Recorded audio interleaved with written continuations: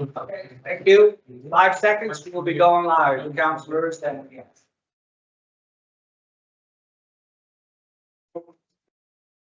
Thank you. Well, good afternoon, members of council, special guests in our crowd today.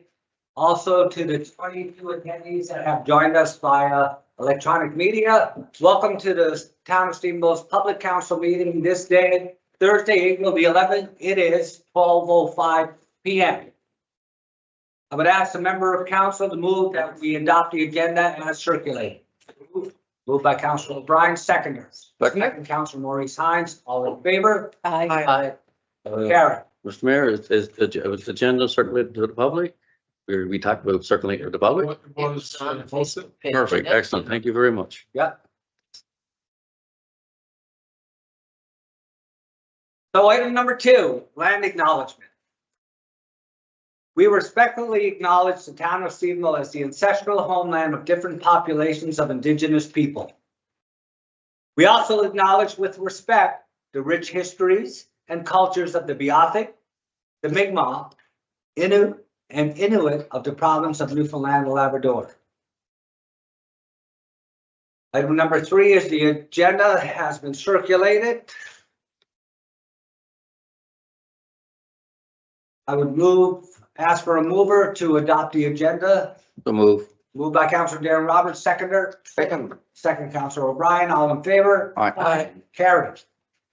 Item number 4 are the approval of minutes sent out by our management team to councilors.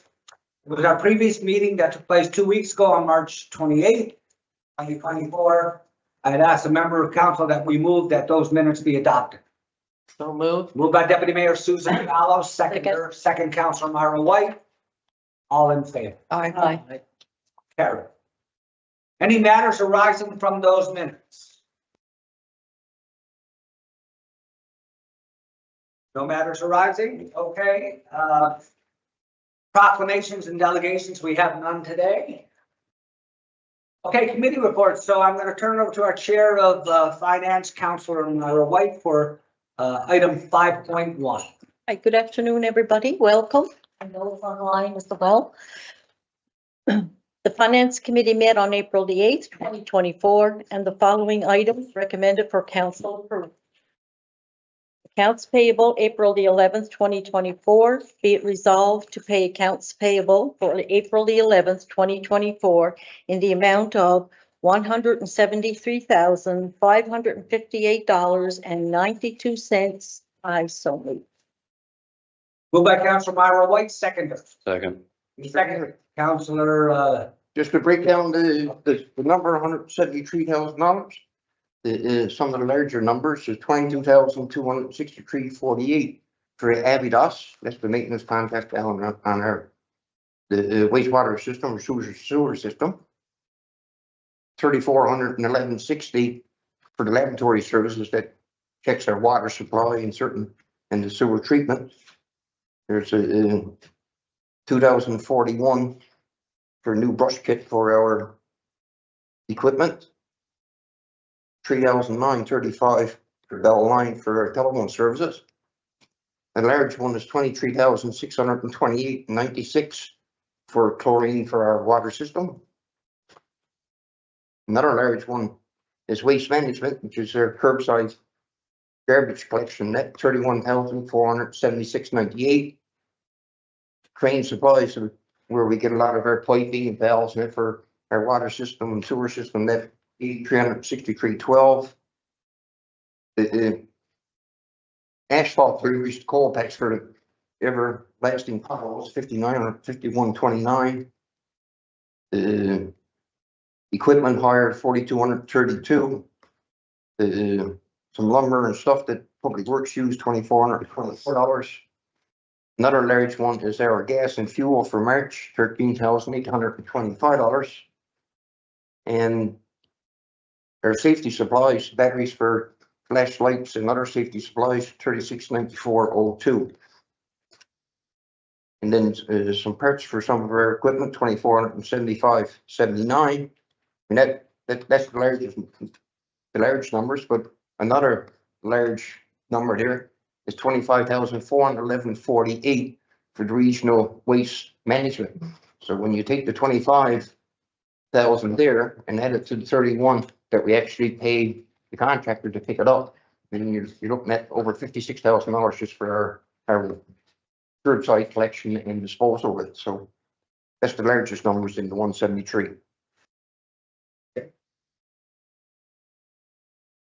You're gonna, all in favor? So, You're gonna have a all in vote? favor? Aye. Carry. Item number 2 is a request for sponsorship for the Stephen Awards. Be it resolved to give a sponsorship in the amount of $2,500 to the Stephen Awards. I so move. Moved by Councilor Myra White, seconder. Second. Second, Councilor Laura Heller. Favor? Aye. Carry. Item number 3, request to approve the sale of Minnesota Drive and Connecticut Drive corner lot. Be it resolved to approve the sale of Minnesota Drive and Connecticut Drive corner lot to GDR Enterprises based on the payment structure presented for 3 installments to be paid on April the 26th, August the 23rd, and December 30th, 2024. For a total of $441,969.27. I so move. Moved by Councilor White, seconder. Second, Second, Councilor O'Brien. it's good to see all the work they're doing up there, and certainly now the construction is actually started on the building.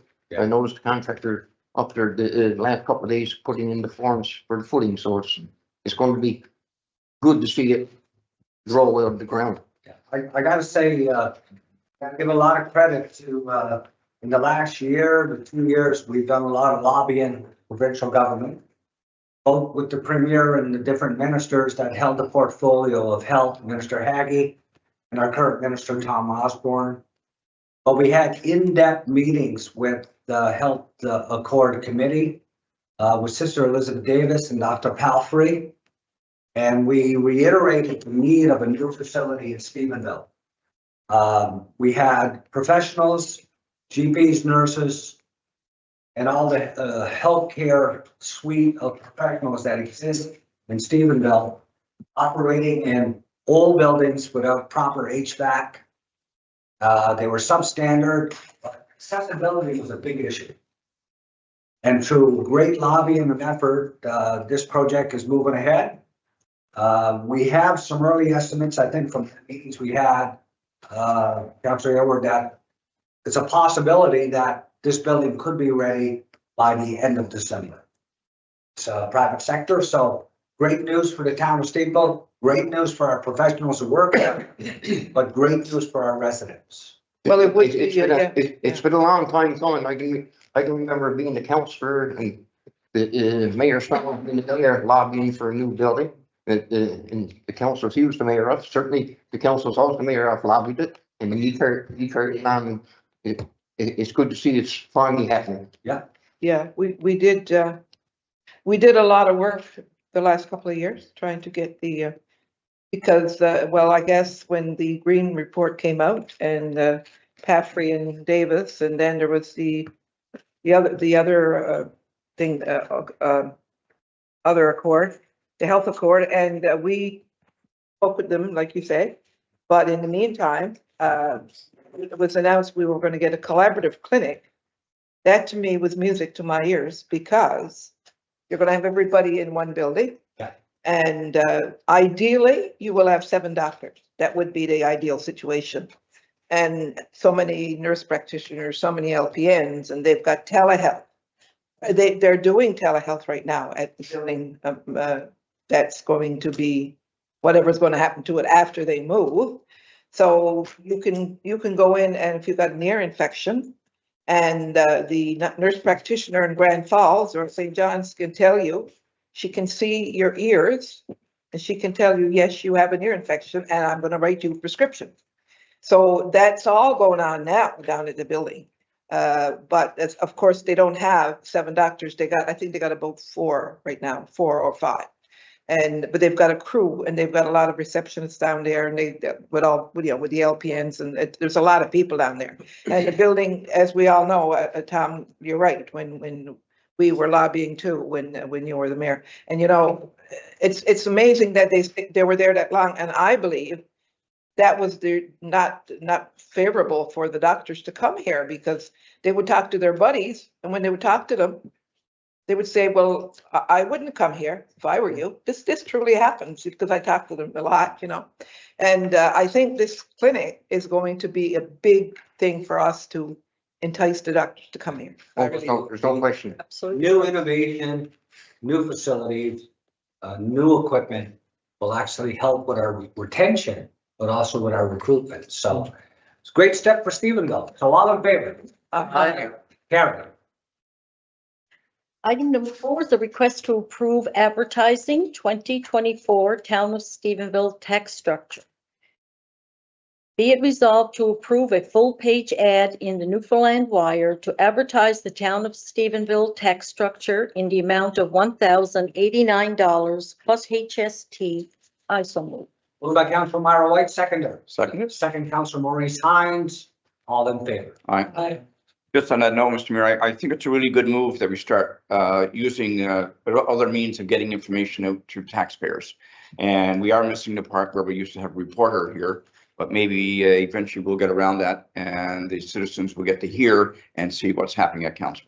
Yeah, our communications person, Mary Lee, is working with the Newfoundland Wire. Oh, okay, To excellent. to try to get more local content Okay. the Mary Lee is quite capable of pouring the information in. Yeah. So That's great. Really look forward to that, because there's lots of things happening in our community that almost is hidden, and citizens need to know what's happening. Yeah, having a communications director is going to really enhance our ability to communicate all the good things that are happening in Stephenville, Newfoundland. And, we hope they're all good. well, 99.9.9%. Let's go there. Okay, next item. We'll go ahead, Councilor Myra. Number 5, replacement of water line at 10 Burton Place. Be it resolved to approve replacement of a water line on 10 Burton Place. I so move. Okay, to that, I just wanted to inform council. You have in front of you estimates produced by our Public Works Department. Yes. It wasn't clear to them exactly what would be the requirement, what the discussion in the meeting on the finance meeting about whether we would disconnect to the end or partway down the drive, down Burton, or to the end. And on discussion, the recommendation, we looked at 3 different scenarios. The pricing is in front of you, all 3 scenarios. And these are estimates. Of course, the actual costs will be determined because we would use our own forces to do the work. But the recommendation, I think that we should go with is the lowest price recommendation up to this point. Going down the road does not have options for us, with the exception of if there were problems in future for those other houses along Burton that would potentially are currently serviced from another lane from the street besides. So at this point, I think we just go directly to the end of that street, the closest end, which is the lowest cost solution there in the proposal for you. But the others are available for review. You can see there are 3 different prices. That'd be the estimate for 26,588. Correct. So we're basically approving a project for $26,588. And it's, so we do have a motion. I'll just call for a seconder first for protocol. 1 second. Second, Councilor Ryan. So just on discussion there too, that as a council, great work from our Public Works Engineering Office, because we are responsible to ensure that people get proper water at proper pressure. We charge water tax as part of our taxation regime. And so this is a good move. I'm sure the people that are having problems with water pressure will be really happy once we get this completed. So on that note, question? I noticed that one there that the town forces will be doing the work. What kind of time frame would that, how long that would tie up our staff? I think approximately a 2-week timeframe to perform the work. Of course, planning and ordering of materials, that sort of thing. So hopefully they have something like that completed midsummer, I'm thinking, based on the scheduling of other activities that they would have to do. Okay, But, you know, we're looking probably midsummer by the time it would be completed, but I do know many inquiries from that area that had concerns over time, so this will hopefully address some of them. But we do have water issues out there today that have cropped up in the same area, so. that's right, yeah. No, I'll just consider that we have the capability. Yeah. You're saying we got the capability to do it ourselves and get it done in a timely manner. Yeah, That's what the important thing is. And that saves us a fair amount of money on small projects that's manageable within our Public Works and Engineering office.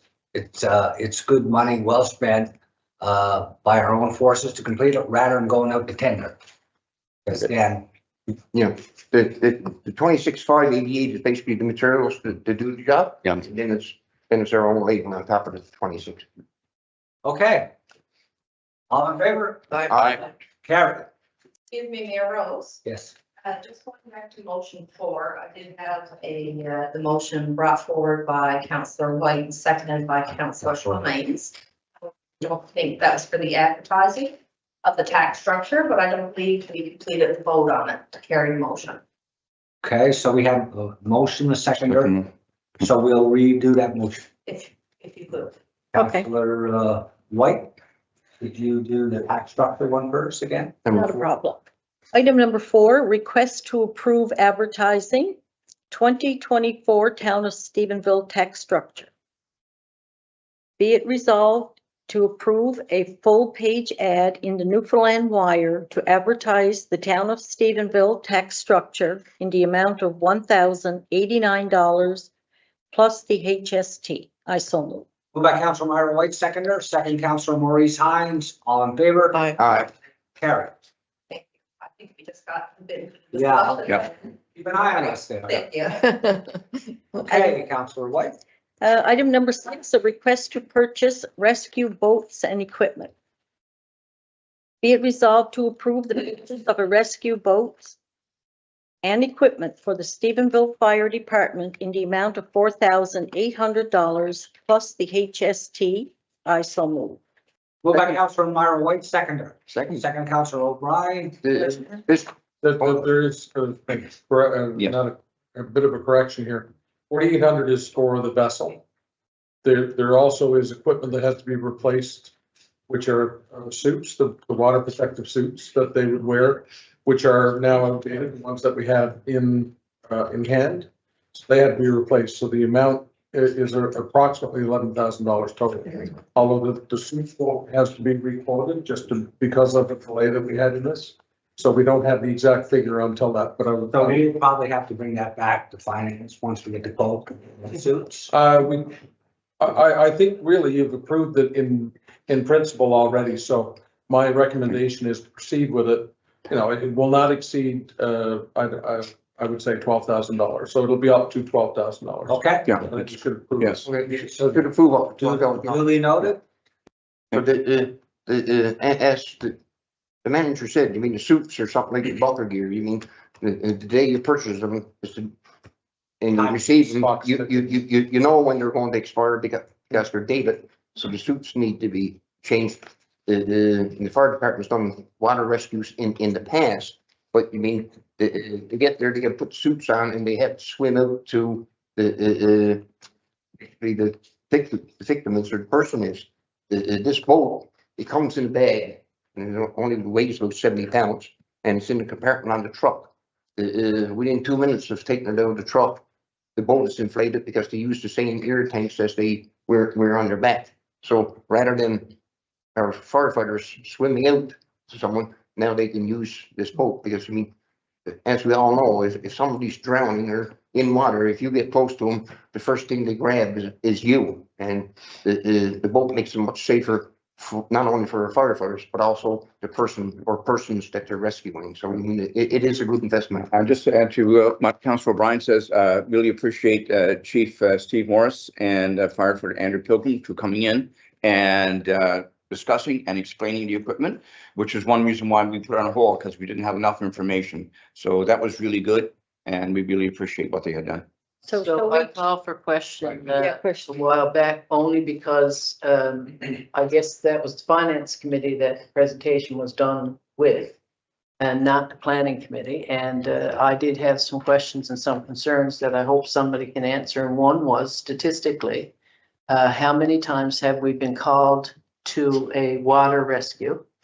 And again, I voiced my concern. We've got a very active search and rescue group here, who can be called upon in the event that something happens. Would we not be better spent investing that money in our search and rescue group, who could use it on a much broader scale and would also Yeah.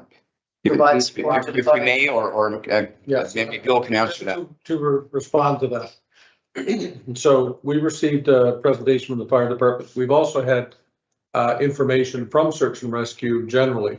Search and rescue calling may take, upwards of a half hour, completely an hour or more for their response. So we're talking about emergency response immediately using this equipment.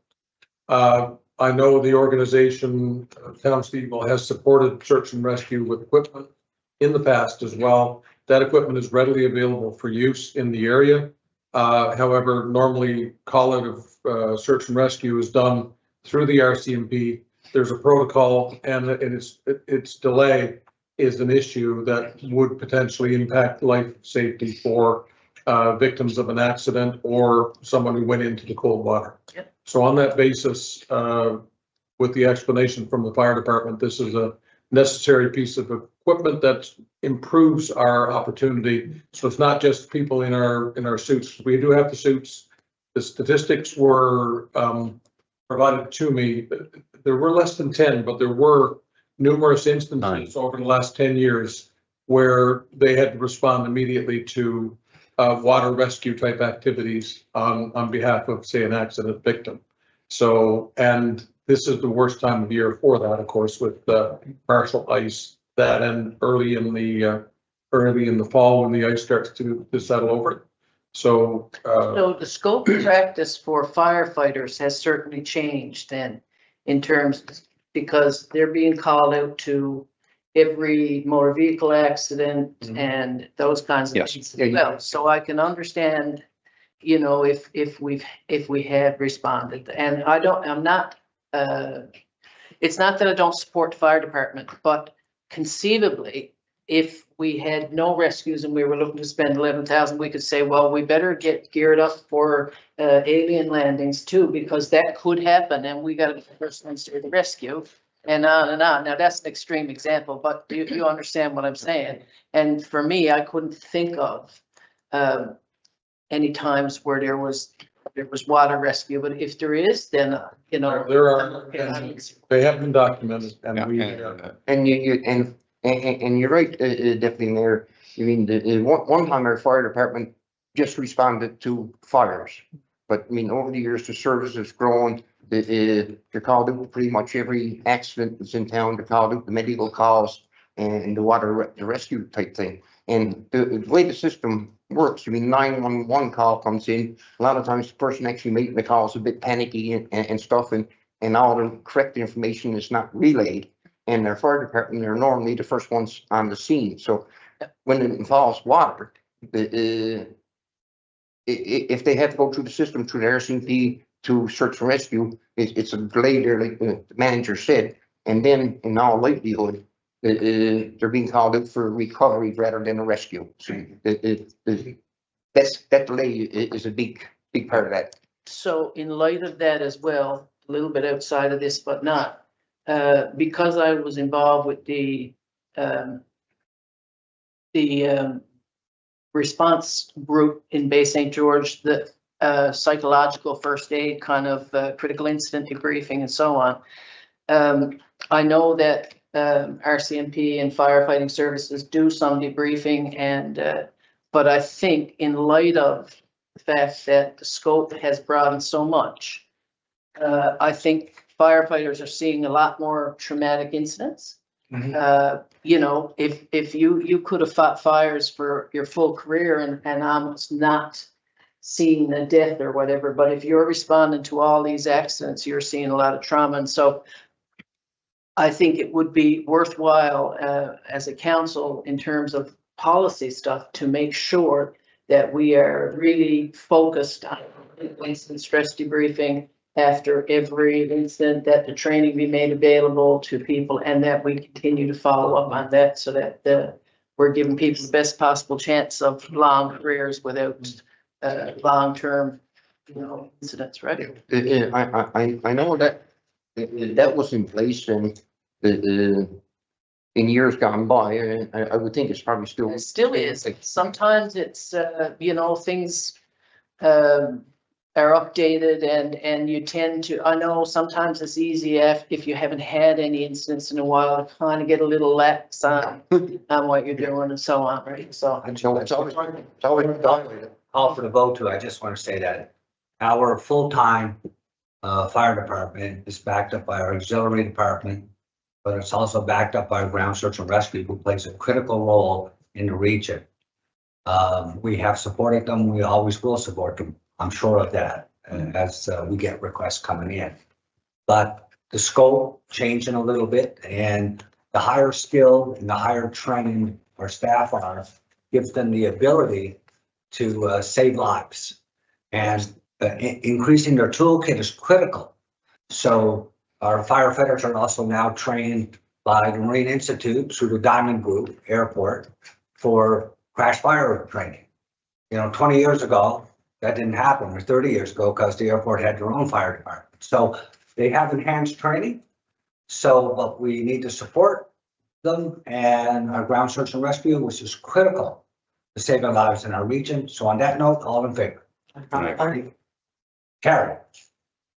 Okay, do we have anything late for finance? I'm sorry, I guess I should have interjected. On this request for these rescue boats and equipment, we said that the $4,800 would be a lot more than that because we had to. So what I'd like to say is either we change the amount or we remove something from this particular request to match up for the 4,800. Not to exceed the amount of $12,000. But not to exceed. That? Yeah. No, Yeah. my paper. You want to change? No, I'm recommending. Okay, you already Change that? You change it. Yeah. Okay, So your motion then would read, instead of 4,800 plus HST, it would be not to exceed the amount of $12,000 plus HST.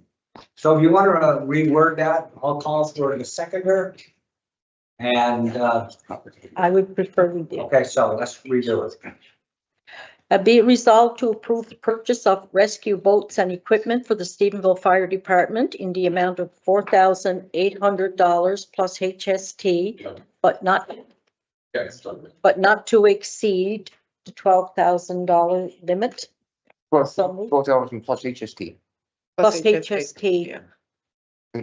I so move. Moved Second, by Councilor White, seconder. second, Second, Councilor O'Brien, all in favor? Aye. Carry. Okay, that it for finance. That is it for finance. Nothing late from management? No, yeah, was there an item that you? No, I was just came in case you needed some extra clarification. Appreciate it, Taser. Okay, I'm gonna turn it over to our Chair of Planning and Traffic, Councilor Lori Over for 5.2.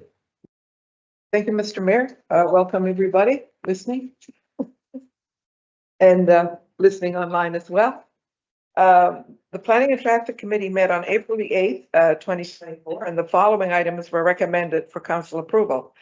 Letter A, it says spring cleanup, be it resolved to approve spring cleanup period from April 22nd to May 10th, 2024. Drop off at the Public Works Depot would be from April 22nd to May 4th, followed by curbside collection, May 6th to May 10th, 2024. I so move. Moved by Councilor Lori Over, seconder. Second. Second, Councilor White, all in favor? Aye. Carry. What I was going to say there is, that's a good time to do the cleanup. And as you know, we do get a lot of stuff. Sometimes we have to even expand it because of all the material that's out. And our beautification, the employees from the Dome will be starting soon because they're taking the ice off. I think it's Sunday night, so they'll be starting up the clearing, you know, all the greens that they have to mow and all that. There's a lot of greenery that has, you know, that got to be mowed, and they do a really good job. So, and we're looking at the meeting. I've been meeting hopefully next week, Mr. Mayor, if you're around. Yeah, I'll be there. Because I have some new members now on the committee, so I'll be talking about that later on.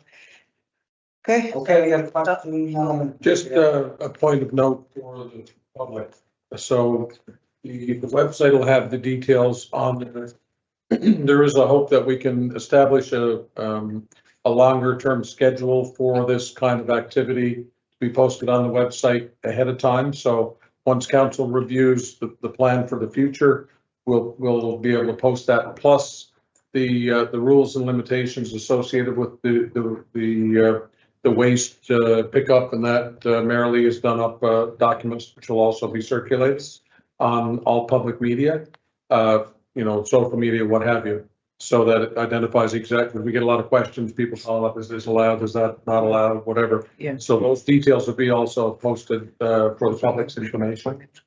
Also, encourage the public to recognize that the curbside collection from May 6th to May 10th. So I know some people have to put it out a little earlier because you got help moving it out there or whatever, but we kind of discourage people from putting it out too early because it becomes quite an eyesore for a long period of time. So hopefully people will put it out closer to the pickup time, and you know, we're not left with, because we all know what happens. You put out a pile and then somebody sees something that's valuable to them and they push through and grab theirs, and over a week or so, it's spread out all over the road and so on, right? And the other thing is, I would encourage groups out there, if they want to do some cleanup, because we pay, what are we paying for a bag now? Is it $1? I think we might have to look at going that up because. It was $2 for sure. May have to look at what? So I was gonna bring it up under new business. Yeah. Maybe seeing we're into the discussion.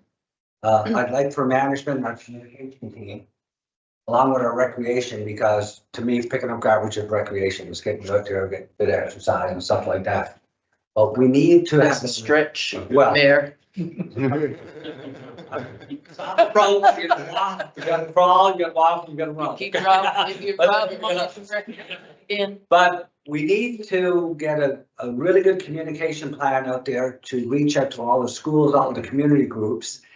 We have to get our town cleaned up. We have a dirty town.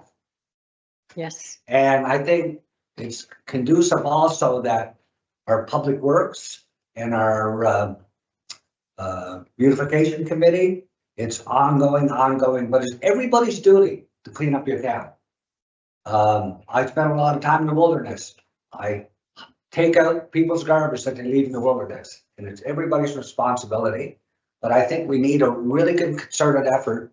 If we get management and communications to reach out to the air cadets and the Lions and all the community groups, I think we need to increase the bag limit or the cost per bag to encourage that for their community groups. But we need to get them out, and we need to time it during this 2 weeks period.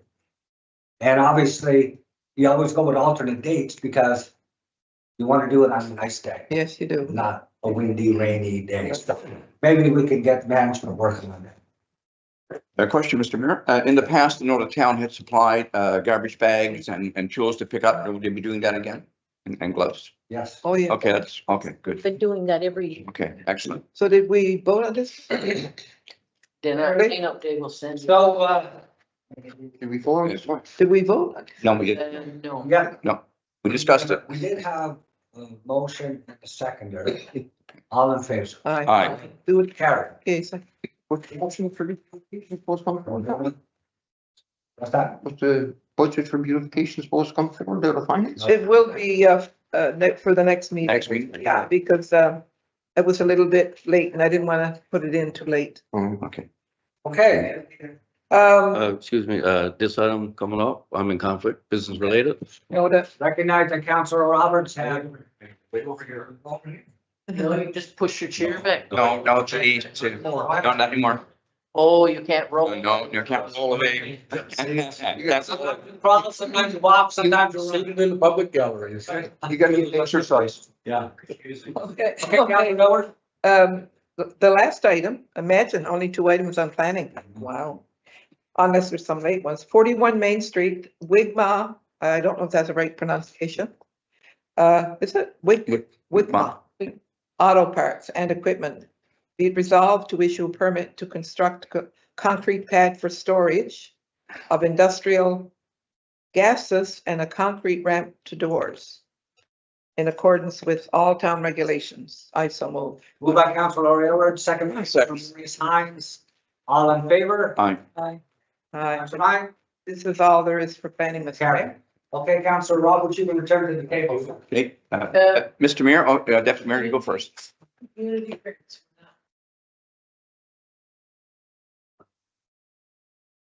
Wasn't dealt with at or at the finance meeting.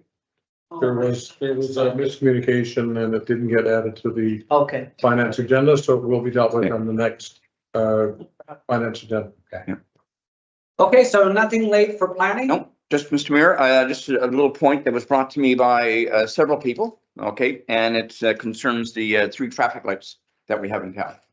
Okay. Okay. Well, let's just leave that for new business, guys. Okay. So item number 6, bylaws and regulations, nothing there for today. Okay, so any unfinished business?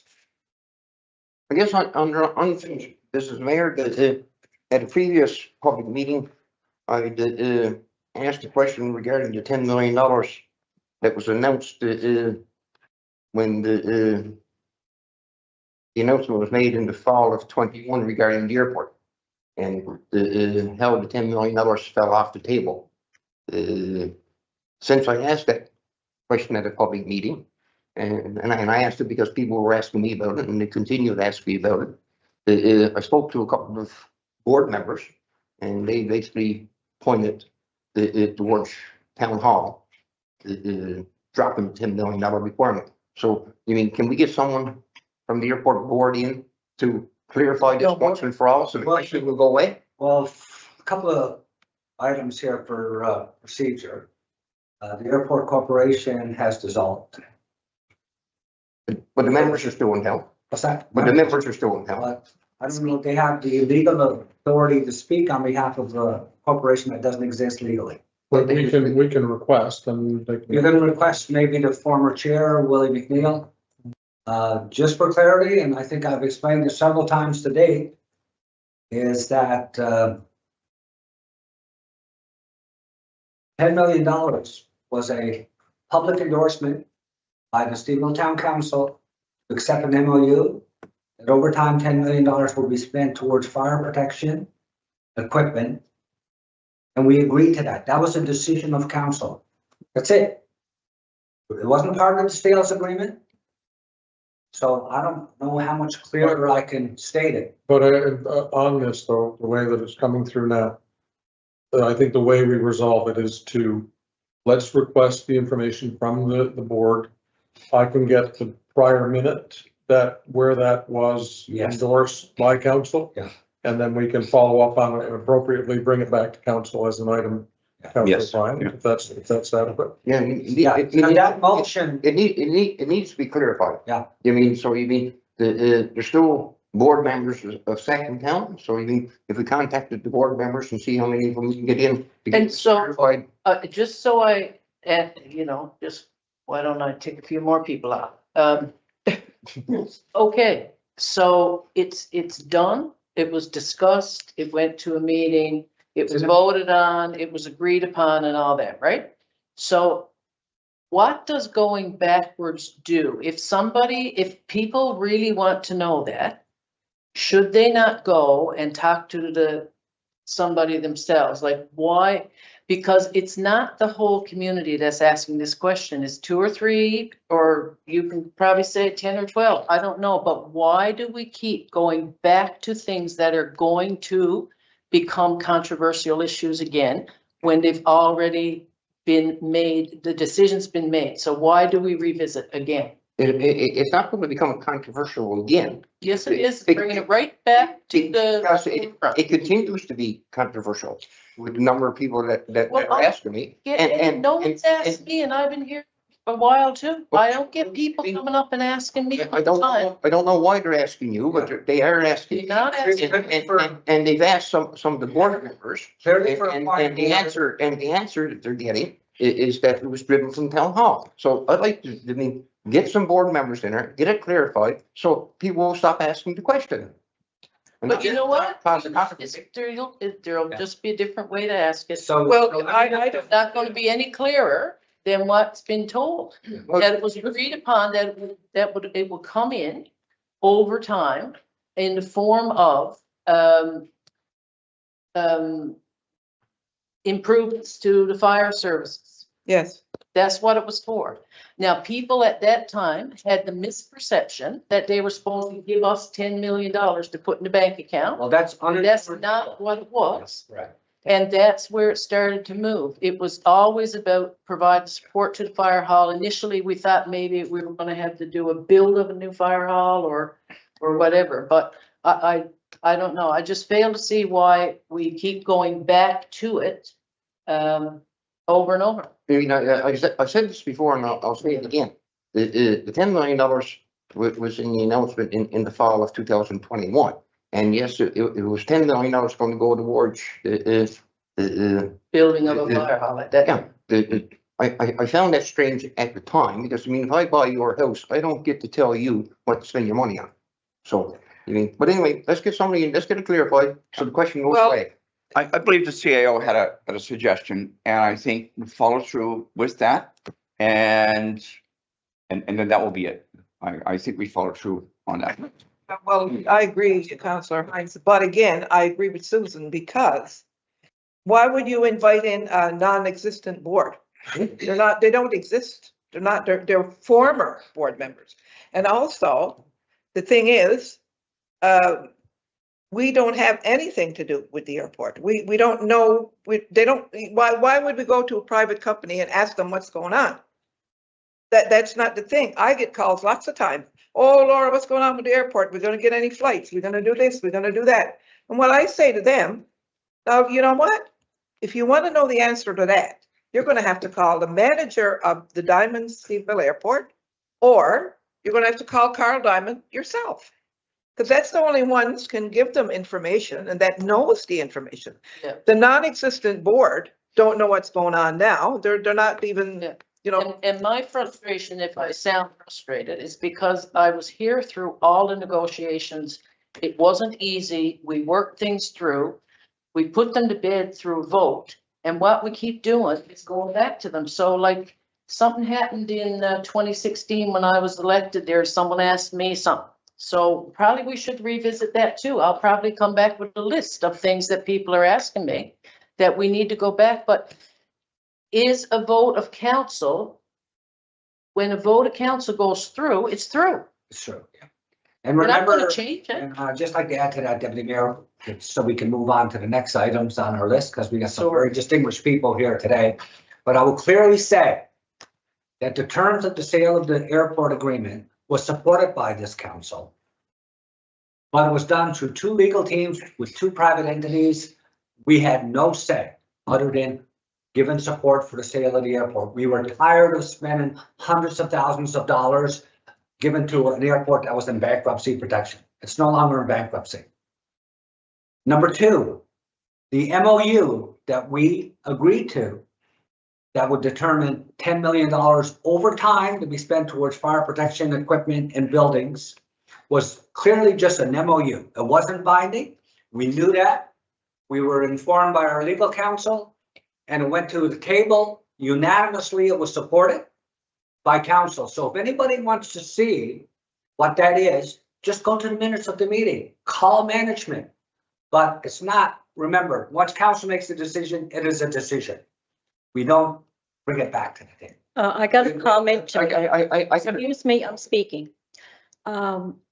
What I'm getting from people is not what you're getting from people. People that know me come up and said, come on, let's move this town. Let's get this going. Let's start uniting and let the rest of Newfoundland and Canada know that we're coming together. We're going to gel together. We're going to grow this town.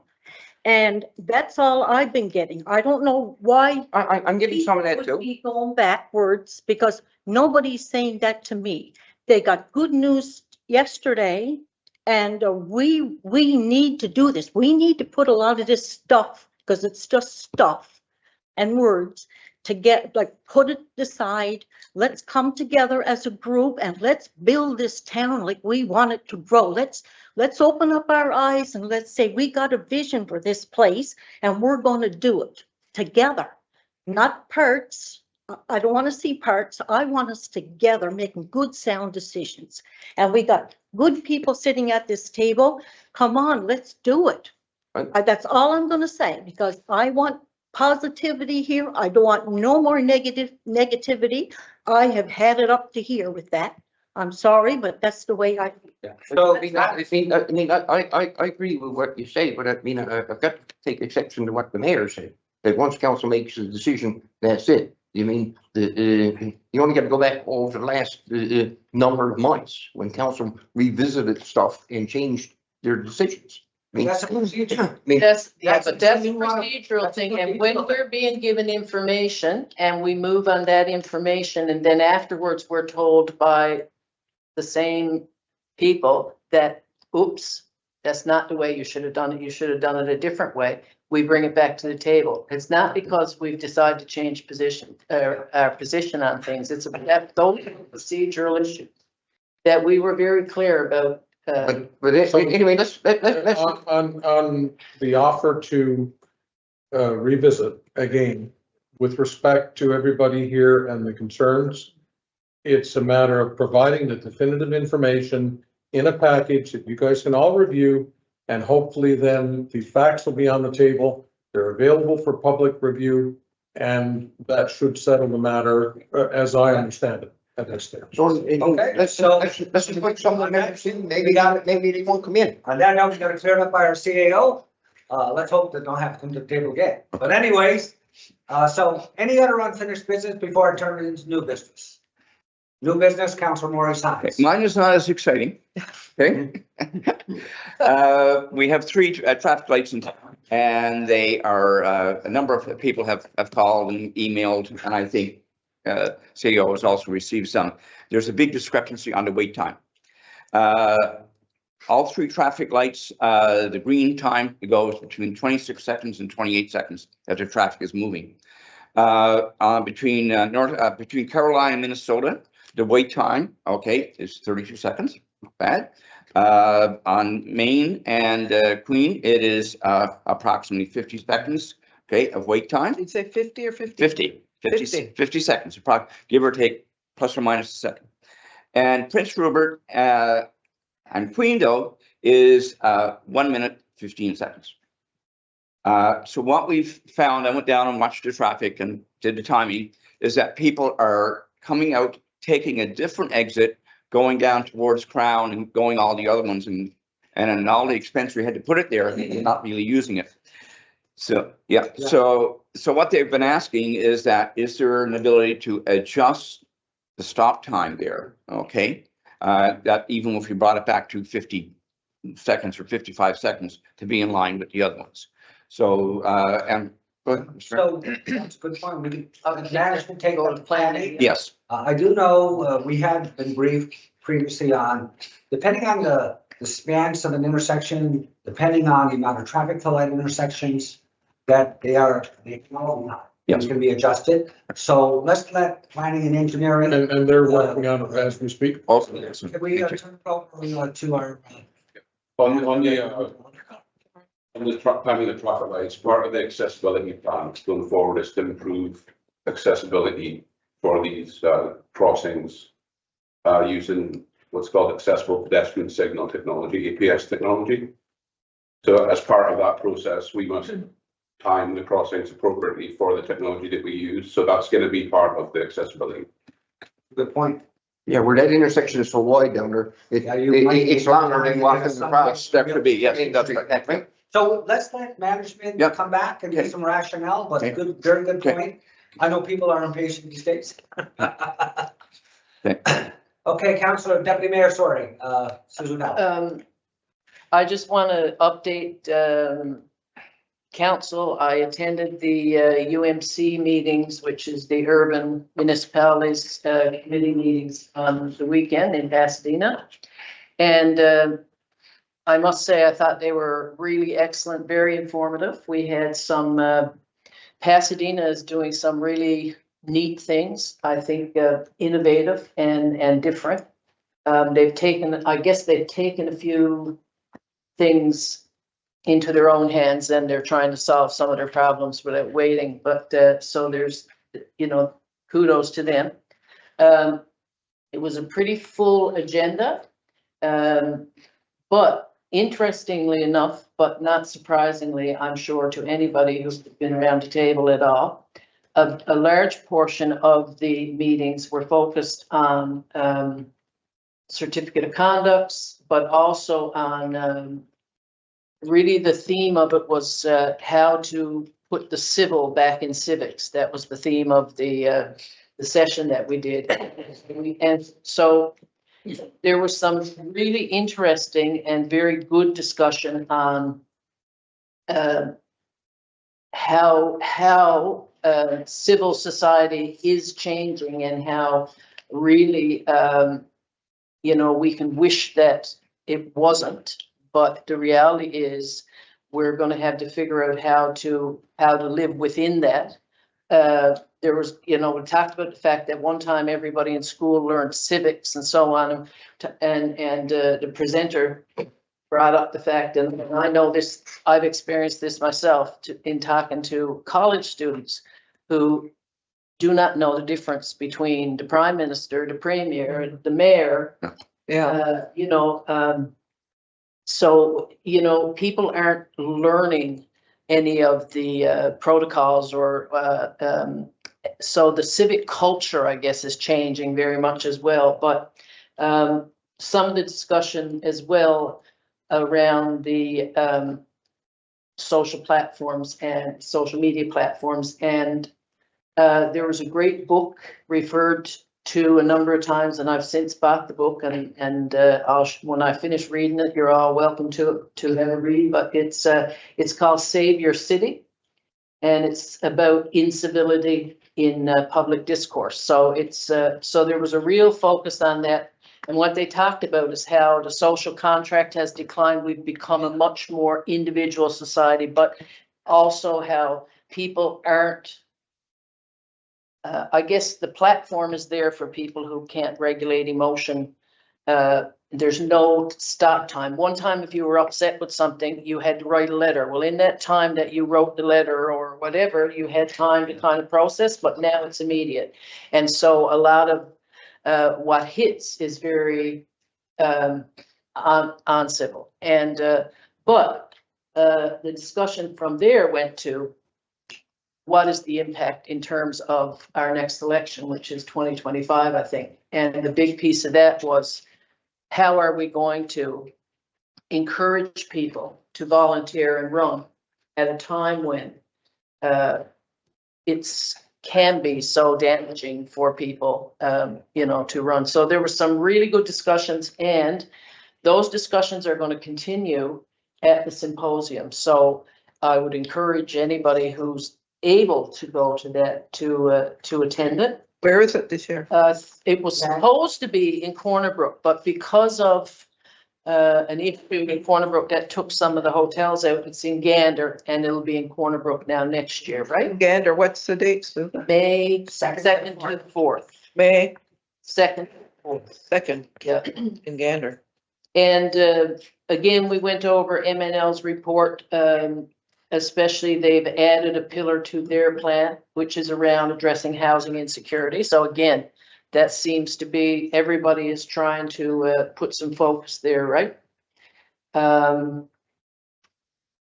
They had other concerns, of course, other municipal concerns that were expressed, and we'll probably face those too. And that was around when some of this, when some of the jobs hit, for example, with World Energy and stuff, how do you hold on to staff? When, you know, other people are coming along that are maybe making things look good. So looking at ways in which to do that. And other than that, it was some discussion around what can some of the newer roles, additional roles that regional service boards can play. Right now, ours, for example, is really only about waste management, but there's a lot of other things that service boards can do that they're going to take back and look at. And then other than that, we went over some of the budget highlights. Again, which will, there was an increase in the base funding for municipal operating grants and so on. Largely because of the lobby work of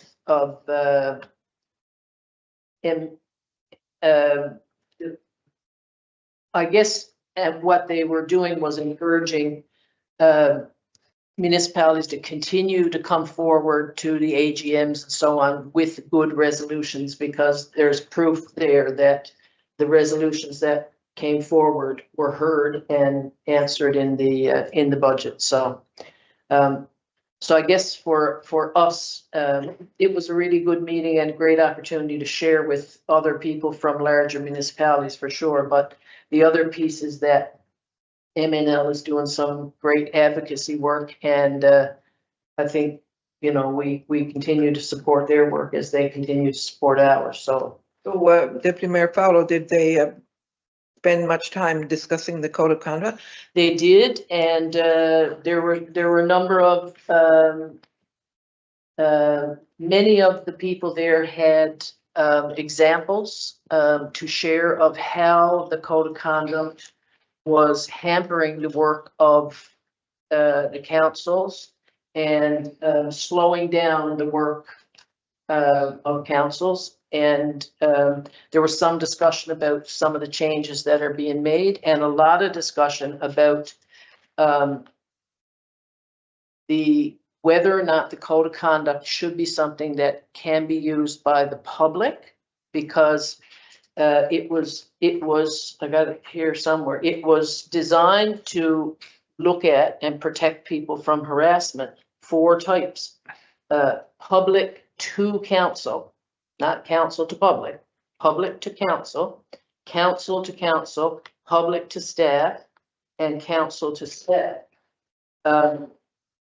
What most people were finding is that it was being kind of weaponized by public people, often for invalid reasons. So I think that's going to be looked at as, did it provide what it was designed to do? And the discussion seems to suggest no. And there is, you know, they are in the process of revamping that. Good to hear. Okay, I have something to say. You notice that I'm wearing my orange shirt today. I got a bit of orange, look. And every child matters. And the lady actually who designed the shirts and came up with the idea, her name is Phyllis Webstad.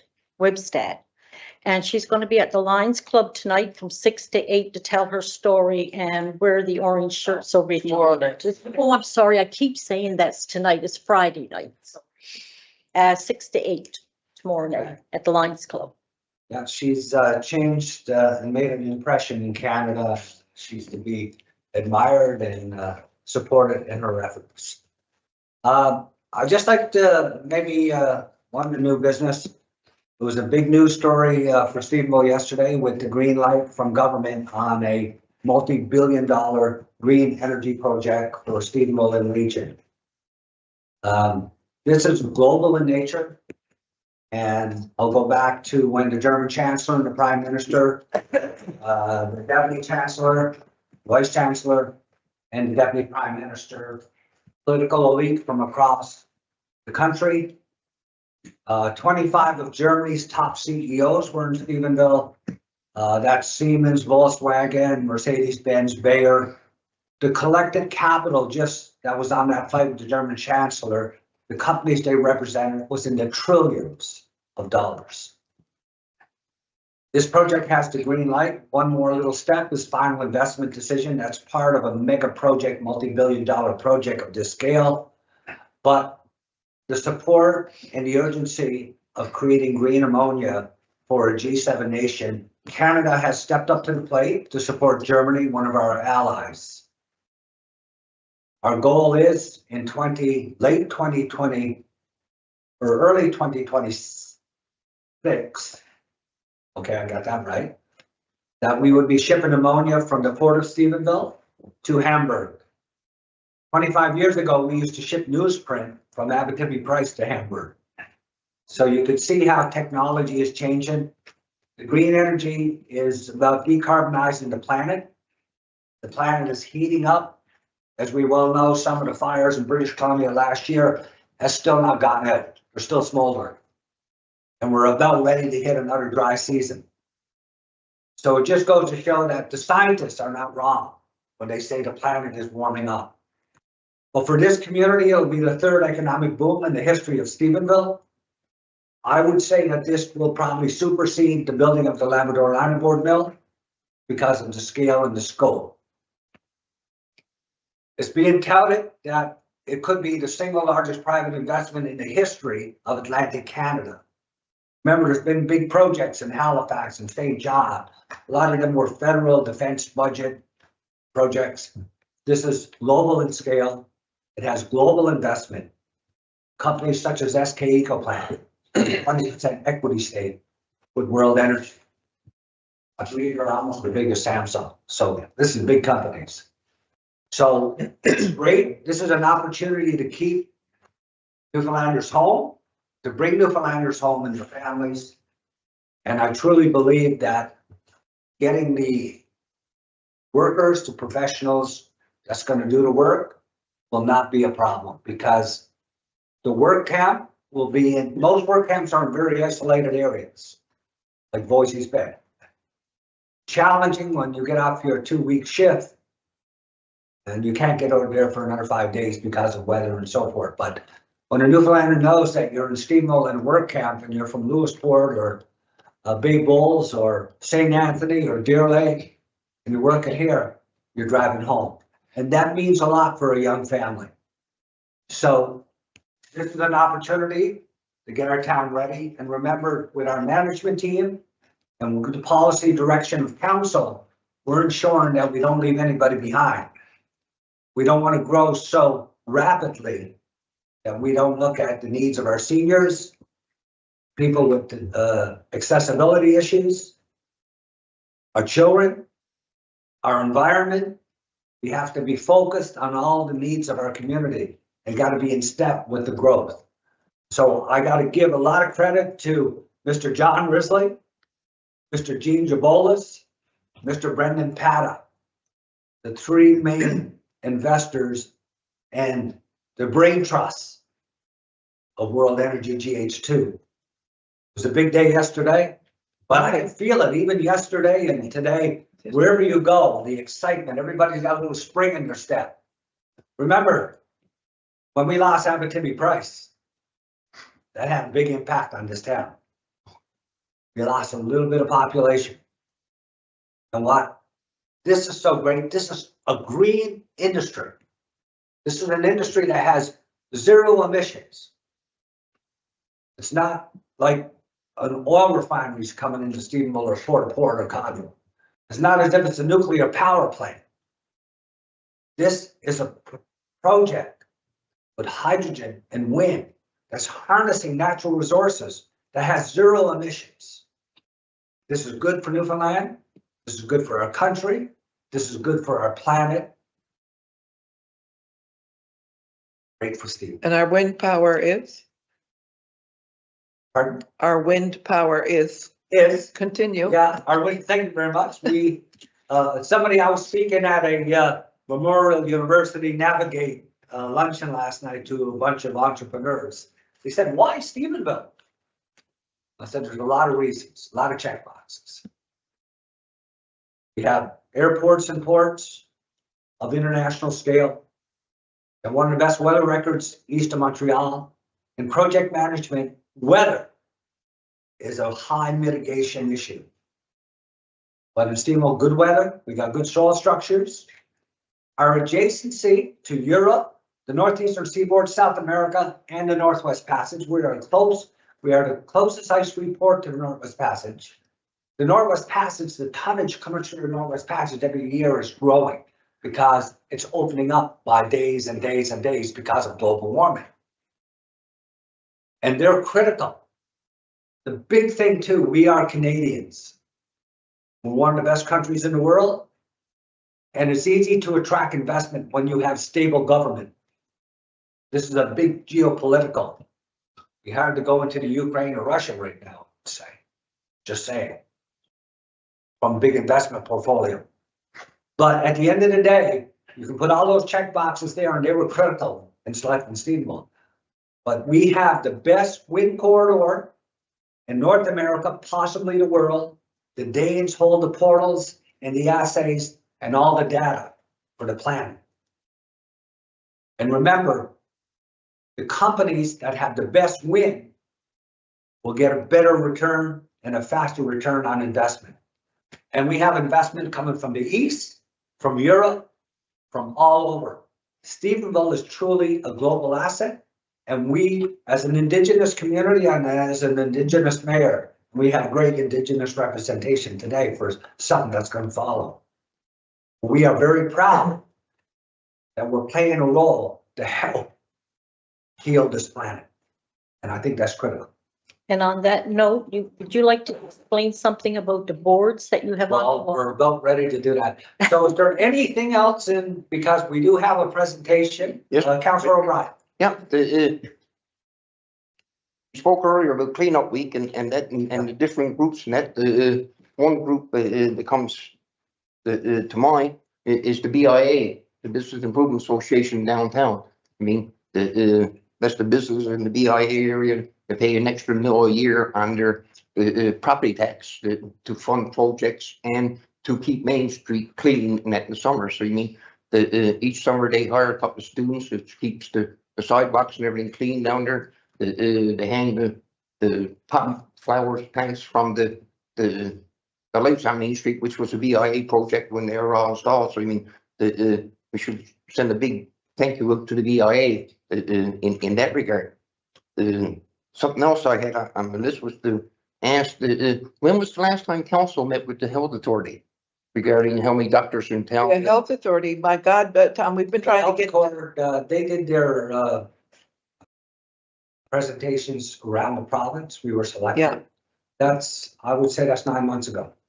Yeah, but We did have, But the health accord has been accepted now by the government. yeah, but we did meet with, Often as we get a meeting with them. Yes. this was, I was there as a foundation member, but I put forth some questions on That's a healthcare. couple, that's about a Anyway. month ago, we met with. Yeah, but we went to the health authority. healthcare, the board, all the members of the board came here a day's in. Yeah. And I went down and the chair of our foundation went down as well. And people from all over, but the vast majority of people that were there were Eastern Health board members. And we only have, we did have a representative on the former board, Marie Brennan Downey from Stephenville Crossing.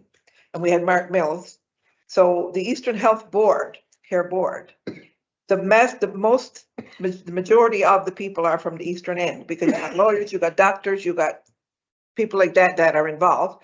And there's central and eastern, and then there's western, and then you go on to Grenfell and so on and so on.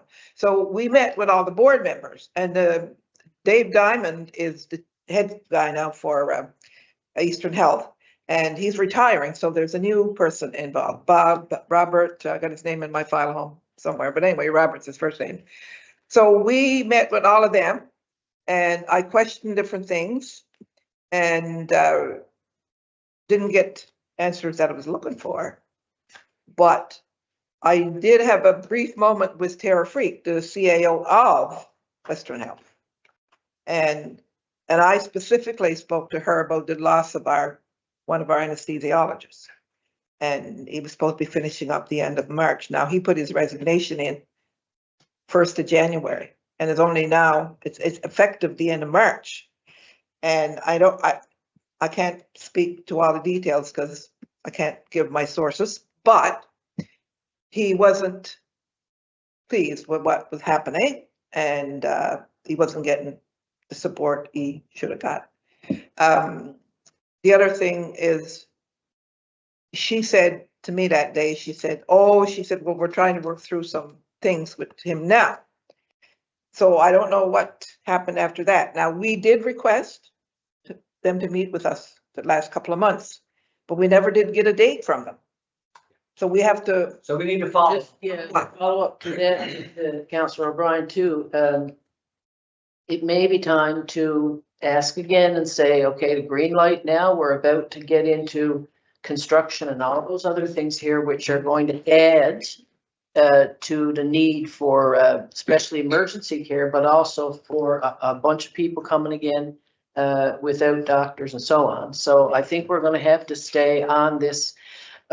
Interestingly, at the meetings, Gander happily talked about how, you know, when they lost their obstetrics here for a matter of a couple of days, and then they, you know, mounted this big campaign and got it back, and oh, how nice, they had their first baby born. And I'm thinking, okay, what's going on there and where's our stuff, right? So I think now is the time for us to really start to lobby. If we're looking at growth, we're going to have growth in terms of our healthcare as well, right? No, we should refresh that request. Yeah. so before I finish on the board, Councillor O'Brien, our representative on the board now is Mr. Walters out of Cornerbrook. Now, he was on the board before. What the heck is, I'm thinking about, trying to think of his first name now. I know him and his wife. Don? What? Is it Don? Mr. Walters? No, what the heck's his name? I'll think about it in a minute.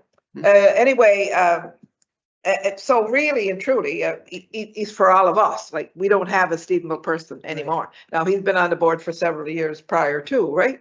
Yep. But the problem I got is we've got now, well, the good news is, before I keep quiet, is all the base housing that the eight apartments, maybe more, but 8 I know of, finally got renovated because it wasn't fit for these people when they come here.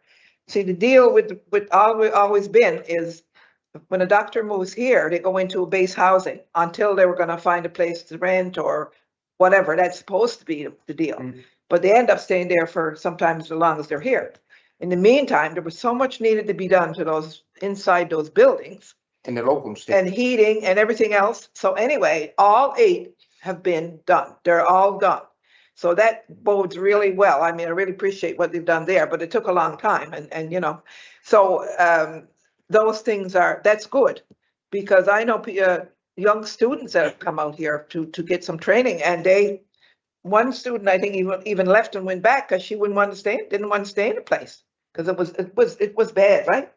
So that's going on. So there's a lot of things going on like that, but we have to keep focused and tell them that we need obstetrics back down the road, because we got a young woman now that's ready to come here from Stephenville, her husband in Georgia. So they're ready to come here now. And the other thing is we got to do is in the budget of 2023, they announced funding to do the master plan or whatever it is for a new long-term care center here. Okay. So we got to follow up on that. We can continue that further. We do have guests here today and they're on time commitment. Oh, they don't We mind. need to do so any other new business, we can defer until I finish this piece of new business. And then we'll come back to the meeting. Come back. So anyway, I'd like to just first of all, a huge welcome to our guests and our audience here today. I'm very proud that we're displaying some wonderful murals, and we're going to get to talk about it and have different people talk about it. But first of all, I'd like to recognize Elder Frank Russell here. Frank, about 10 years ago, got involved with me about doing a part of reconciliation in my role as the mayor. And we started by, in perpetuity, having the Mi'kmaq flag here at the town hall. and we've done other things, and it seems like now we really got some wind in our sails as we're working towards reconciliation. So I thought, first of all, I would bring up Mr. Marcus Goss, because Marcus is the artist that came up with these designs for our council and our community. But he worked very closely with our manager of economic development, Mr. Mike Ratter. So a great thanks to you, Mike, because without your leadership in your Office of Economic Development, this would not happen and we would not have the prestigious guests here today. So Marcus, if I can call you up, just to speak a little bit about your hieroglyphics, your Mi'kmaq designs, and so forth. Good evening, Marcus Goss. Hello, my name is Marcus Goss. Pleasure to be here with you today. Thank you, Mayor, Deputy Mayor, Council, guests, and staff. Thank you to Mike Ratter. Very privileged to have, I guess, be part of this project. The major part of it was to be inclusive. That was the major part of this project. It wasn't just to show Mi'kmaq presence. It was to show the presence of various groups. So these signs are actually called friendship signs. And you may ask yourself, why is it called a friendship sign? Well, this particular sign honors the Mi'kmaq heritage of Bay St. George, known as New Geohonic, which is very fitting for GH2 Energy, called Project New Geohonic, which means land across the sea. Sorry, sand blown over the sea. Bay St. George. The second one here is the Acadian flag, and then the third one here is the U.S. Air Force Randall. Okay, and we see a common theme, which is these double curves. I always get a lot of people. I used to get my father saying, "Marcus, what is that? You know, what does that curve represent? You know, what is that? You're using that and everything." Well, it's actually a petroglyph. Right now, we're a part of a Mi'kmaq Renaissance. There's a Mi'kmaq Renaissance going on throughout Mi'kmaq, known as Mi'kmaq territory. And there's a lot of art being produced in New Brunswick, PEI, Nova Scotia, and we're a part of it, you know. And it's very important to show Indigenous presence, but also to celebrate other cultures as well. So what this double curve represents right here, I think it's important to explain it, seeing it's in every one of them. The double curve is the life cycle of a person. So one curve, let's say, okay, so this curve right here represents youth. The middle is becoming the middle is middle age, and the curve on the right is becoming a senior or an elder.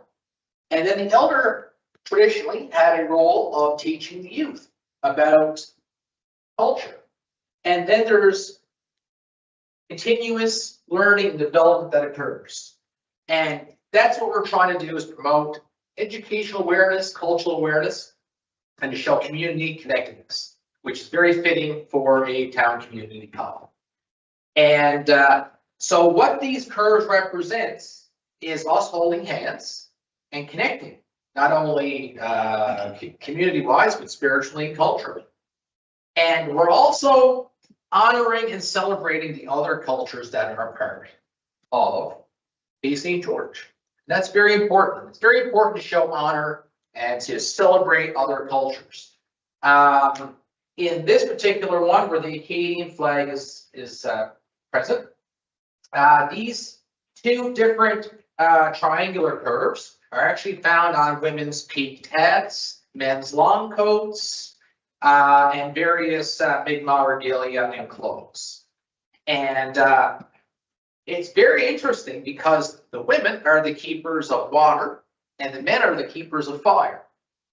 So with women being the keepers of water, they would wear these patterns to honor water on their peaked hats. So I thought it would be very interesting to put water in where mainland is on the Port of Port Peninsula to honor mainland and all the various cultures of Atlantic Canada, because Acadian people are maritime coastal people, which is very interesting. Well, and then some people say to me, Marcus, what is going on with that curve over there, the one with the, you know, the red one there with four? And those are to honor the four seasons and the four directions. And where I couldn't get the Mi'kmaq star in here, I wanted to show that we're trying to honor in all the four seasons and all the four directions, that we honor all the cultures present, and we celebrate diversity. And the middle part of that is supposed to be the middle of a flower. So if you look at a flower, the middle of the stamen, I think it's called, that shows the blooming of the flower, the prime of our life. And it's also to show that we're in the midst of a cultural renaissance and a community boom, and there's lots of great things going on. And culture creates vitality, it creates energy and beauty to our town. And the mayor wanted me to describe the Mi'kmaq star. It's one of our oldest symbols. It's over 500 years old. It's Glokowich, that's star Mi'kmaq, Glokowich. Okay, also some refer to it as Waso. Okay, and basically the white, there's various teachings on the Mi'kmaq star. Now, one of my favorite is that there's 8 points. There used to be 7 districts of the Mi'kmaq, but the 8th point is actually Newfoundland and Damakuk. Because you gotta understand, 500 years ago, there wasn't the province of Newfoundland, the province of Nova Scotia, the province of New Brunswick. It was called Mi'kmaq or Mi'kmaq territory. And Mi'kmaq people have been coming to Newfoundland, believe it or not, since the beginning of time. It's not a new thing where we just came over from Nova Scotia in 1600s, and La Fichelle, you know, Luke Benoit. No, we've been here since the beginning of time with the Biapi, you know? And so that's a whole different discussion. My friend Paul Pike would like to be a part of that one, I'm sure. And the northern, the top part is white because it's the land of ice and snow. It's red on the bottom because as we go towards the equator, it gets warmer. Caribbean equator. Also too, it's yellow on the east to show that the sun rises in the east, which is why we're known as people of the dawn, you know, people of the first light. It's because we were first to be light. And then on the west, it gets darker. The sun sets in the west to show it gets black, BC, you know, and also as well, it's meant to show unity amongst all the nations on Earth. So it's just as important as the Star of David is to the Jewish people. It's a very important symbol of our culture. It's a petroglyph, a carving in the stone, and this symbol is actually carved into the ground in Bedford, Nova Scotia. And they actually have a monument there, like a little sit-down area. I haven't been there, but I've been to Kitchipkuchik National Park in Nova Scotia, and they have over 500 petroglyphs in that park. And I based my art upon that, you know, because that's the art of a lot of our ancestors here. Because 85% of us, according to Statistics Canada, is Mi'kmaq in Bay St. George. So it's important that we honor diversity, and it's great for our youth for the future. So they can look at a piece of art or Mi'kmaq star and say, you know, that's a part of my culture. I'm Mi'kmaq and I'm proud. Well, thank you. Thank you.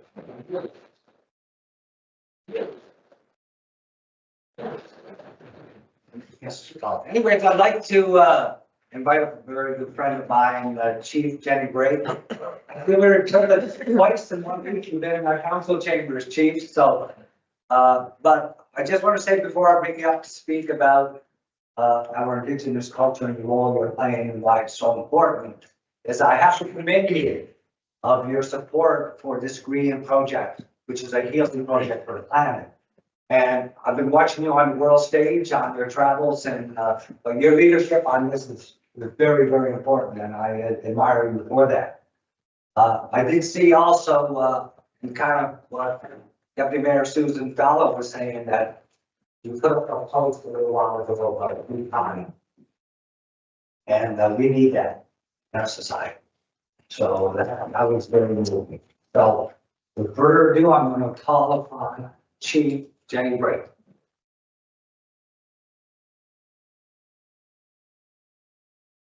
Thanks, Tom. That's really nice of you to say. Stepping into this role has been a whirlwind. Someone said the other day, they're referring to you in our parts as the frequent flyer chief. And I thought, well, better be the frequent flyer chief than never come into my office chief. So it'll always be a priority to me to be wherever, at every table that I can be at, to advocate for us and to be educated on anything that's happening. So in regards to wind energy, I mean, we have to be at tables that allow us to understand these projects and affect our people and our environment. So that'll always be something that I'll be advocating for and pushing for, whether it be in Germany or Texas Cove or Denmark or I'm gonna be here. So that's really important to me.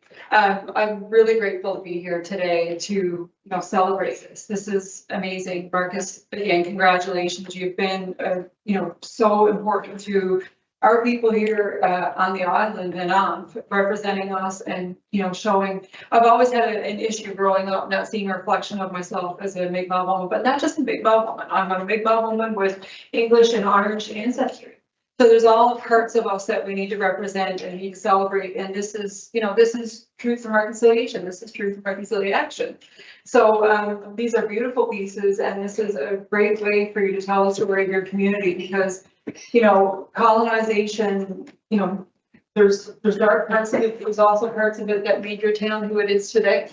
And, when we bring in things from the side, as long as we can do it in a good way, in a responsible way, there's a lot of good things. So I want to say congratulations to your council and the community for continuing to really, you set them out for the rest of our community. We have 67 communities, and if everyone can be doing things the way Stephenville does them, I quite often hold them to the bar and say, go to Stephenville, have a look at what they're doing now. So, I commend you, and I thank you so much for all the work that you do, and congratulations again, Marcus. Another job well done. So, thank you.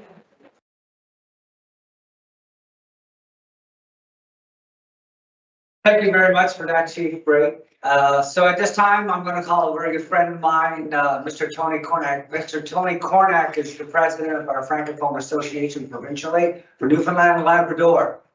And we've been working the last couple of years. We actually started with Deputy Mayor Susan Fallow, working with our French associations, both provincially and in Atlantic Canada. And we had it actually noted in motions of council that we would start working towards becoming more of a bilingual, which is a requirement actually as a Canadian citizen. And it is in our charter. So at this time, I'm going to call upon Mr. Tony Cornack, bonsoir, and talk about our Acadian flag, sir. Merci, Mr. Mayor. Thank you, Mayor. Bonjour, good afternoon. I will be very brief because it's been a long hour and an hour and a half. Sorry about that. I certainly want to thank and congratulate the town of Stephenville on the beautiful mural that installed here in the chamber. It certainly is appreciated. It certainly is rewarding, and it certainly is gratifying that when we see things like this, it certainly entices us and enhances us to celebrate our cultures that enriches our communities. So I thank you very much for that. I always tell people, I go around and we talk about the French, and Stephenville's very unique. The Acadians have been here for years as well. Stephenville has been known as an Acadian village. And our ties with the Mi'kmaq has been insurmountable. We've been so close with the years, centuries. And we look at the insignia that's displayed in front of your town hall. It says, La Ville de Stephenville, town of Stephenville. I thank you for that, and I look forward to our continued discussions of the projects that we've been talking about here in the town of Stephenville and in regions on the West Coast. And we wish you every success. Bonne journée. Well, thank you. Merci.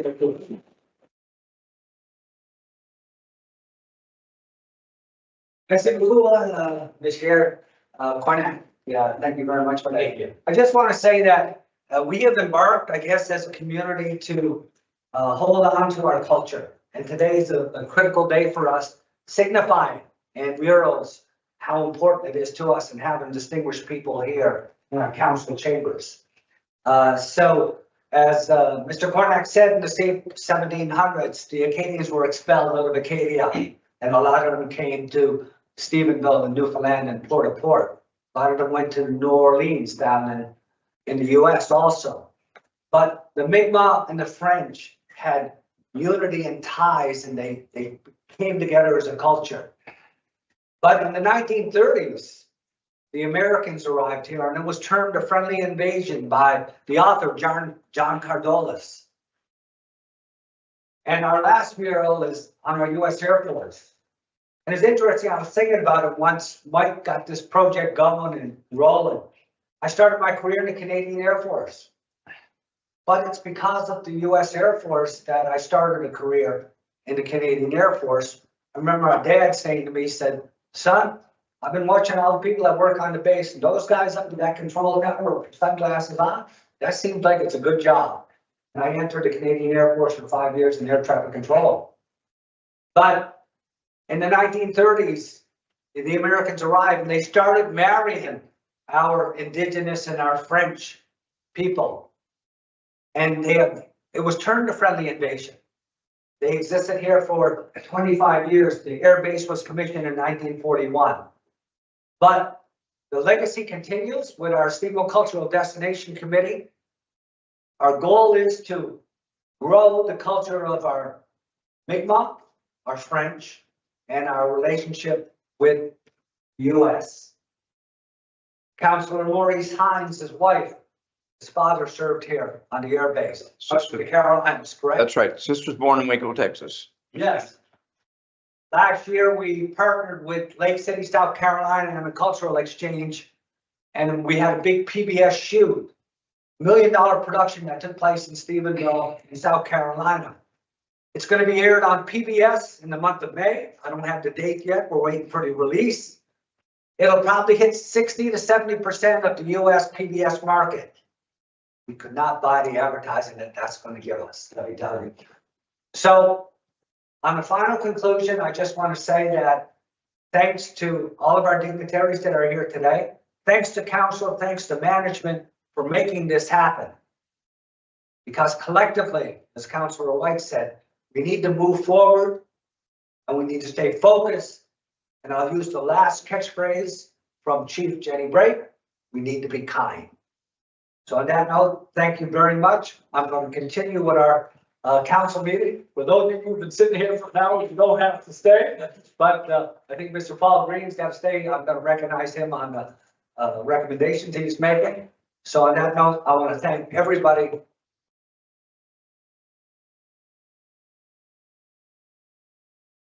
All right. Yeah, could we get a photo with Mr. Cornack, Mr. Russell, and everybody? Let's get a picture with everybody. Well, we were just. The bigger the crowd. Is that on the Councilors, agenda? Andy? councilors, you want to come up? We'll call it lunch. Thank you. All right.